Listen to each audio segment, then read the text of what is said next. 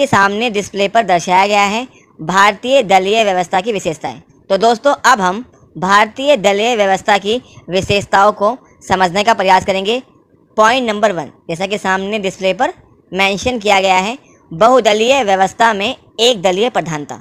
दोस्तों जैसा कि मैंने अभी आपको बताया था कि भारत में लोकतांत्रिक व्यवस्था को अपनाया गया है और यहाँ बहुदलीय प्रणाली प्रभाव में है।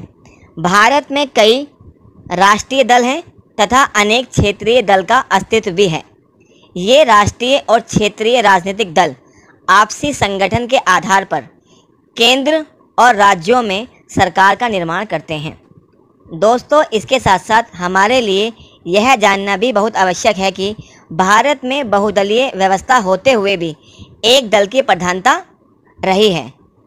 सन 1952 से लेकर सन 1989 तक यदि बीच में 2-3 वर्षों को निकाल दिया जाए तो केंद्र में कांग्रेस ही सत्ता में बनी रही।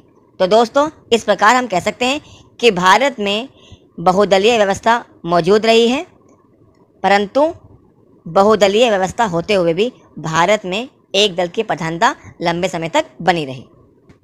दोस्तों फर्स्ट पॉइंट को समझने के बाद अब हम सेकंड पॉइंट को समझने का प्रयास करेंगे। जैसा कि सामने डिस्प्ले पर मेंशन किया गया है, क्षेत्रीय दलों की प्रधानता या उनका प्रभाव। दोस्तों जहां तक क्षेत्रीय दलों का सवाल है तो भारतीय राजनीति में क्षेत्रीय दलों का महत्व पहले भी रहा है और बहुत से क्षेत्रीय दल राज्य स्तर पर अपना प्रभाव दिखा रहे थे, जैसे अकाली दल, डीएमके, असम गण परिषद, तेलुगु देशम आदि की अपने राज्यों में मजबूत स्थिति है।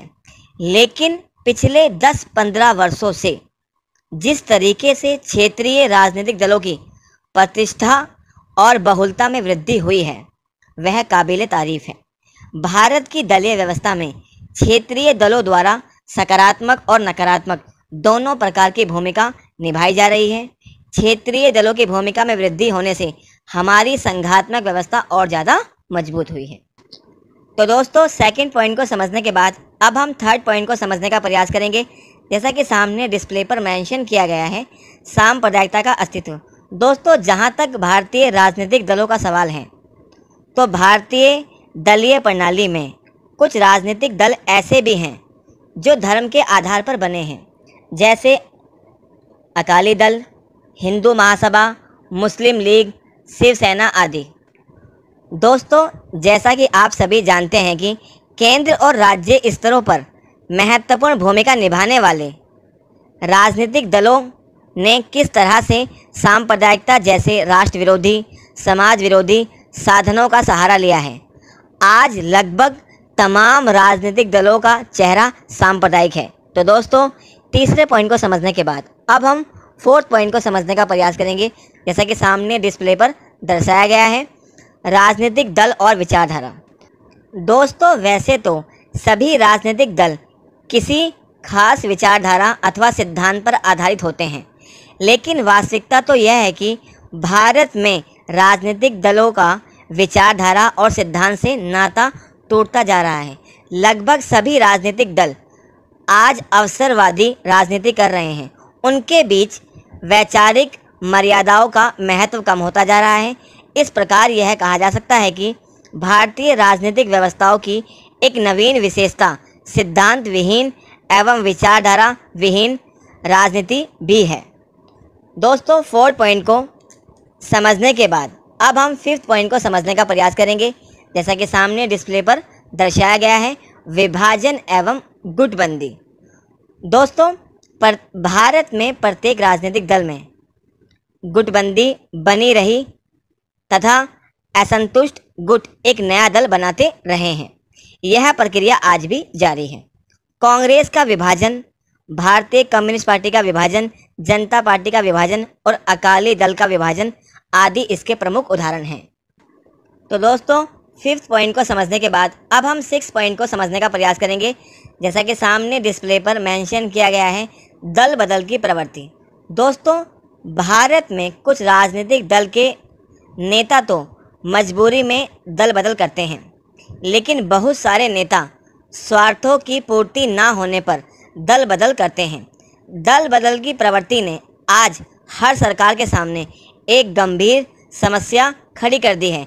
इस प्रकार दल बदल भी भारतीय राजनीतिक व्यवस्था की एक महत्वपूर्ण विशेषता बनी हुई है। तो दोस्तों 6 पॉइंट को समझने के बाद अब हम 7 पॉइंट को समझने का प्रयास करेंगे। जैसा कि सामने डिस्प्ले पर मेंशन किया गया है, व्यक्ति पूजा। दोस्तों यह एक महत्वपूर्ण पॉइंट है, इसे आप थोड़ा ध्यान से समझने का प्रयास करना। दोस्तों पंडित जवाहरलाल नेहरू और लाल बहादुर शास्त्री की मृत्यु के बाद ऐसा लगने लगा था कि कांग्रेस के अंदर व्यक्ति के अस्तित्व की भूमिका समाप्त हो जाएगी, लेकिन इंदिरा गांधी के नेतृत्व में कांग्रेस को एक करिश्माई नेतृत्व मिल गया। इसी प्रकार वर्तमान समय में भी नरेंद्र मोदी के नेतृत्व में भाजपा को एक करिश्माई नेतृत्व मिल गया और अनेक राज्य की सरकारें व्यक्ति विशेष की करिश्माई नेतृत्व पर टिकी हुई हैं। इस प्रकार यह स्पष्ट होता है कि व्यक्ति पूजा भारतीय दलीय व्यवस्था की एक महत्वपूर्ण विशेषता है।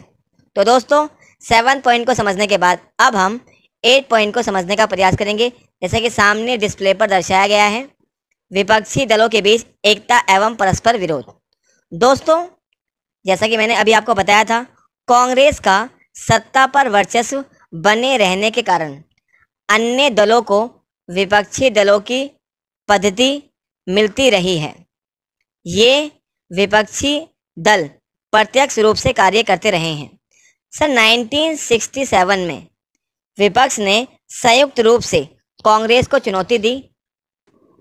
इसी प्रकार सन 1977 में सोशलिस्ट पार्टी, लोक दल, भारतीय जनसंघ, कांग्रेस ओ और कांग्रेस फॉर डेमोक्रेसी आदि ने मिलकर जनता पार्टी का निर्माण किया।